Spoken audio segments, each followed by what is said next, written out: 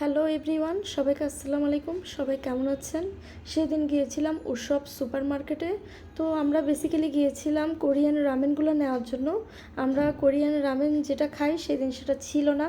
সেদিন ছিল যে 2XL 3XL, এগুলো আসলে অনেক স্পাইসি, এগুলা মানে এমনি মজা, বাট এগুলা অনেক ঝাল, তার জন্য এগুলো নিচ্ছিলাম না।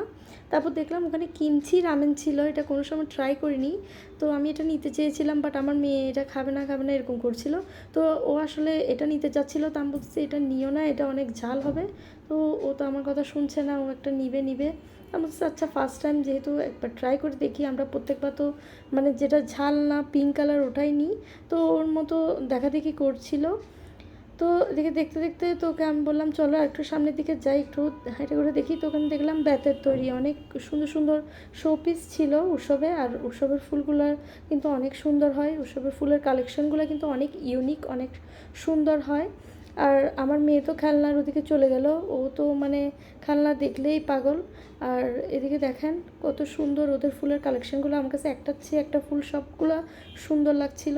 আর কিন্তু ওদের প্রাইস অনেক বেশি ফ্লাওয়ারের। আর এই মিররটা দেখছেন, এটাও কিন্তু অনেক সুন্দর ছিল, মিররটাও কিন্তু অনেক প্রাইস ছিল, বাট সুন্দর ছিল। আর আমার মেয়ে আমাকে একটার পর একটা ডল এনে এনে দেখাচ্ছিল, আম্মু এটা নিব ওটা নিব, এরকম করতে করতে ও আমাকে আবার সামনের দিকে টেনে টেনে নিয়ে যাচ্ছে।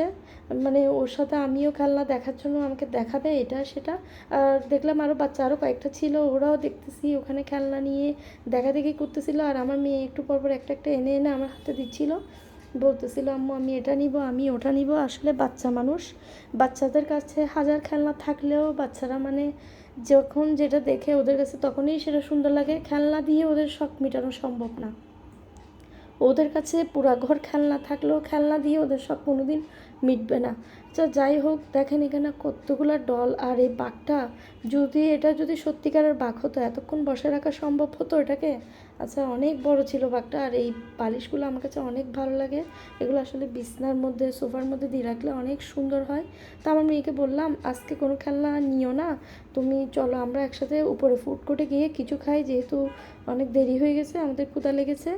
তো ও তো শুনতেছে না, ওর মতো খেলা দেখতেছে। আচ্ছা ওকে নিয়ে আবার ওসবে ফুড কোর্টে চলে গেলাম সেকেন্ড ফ্লোরে।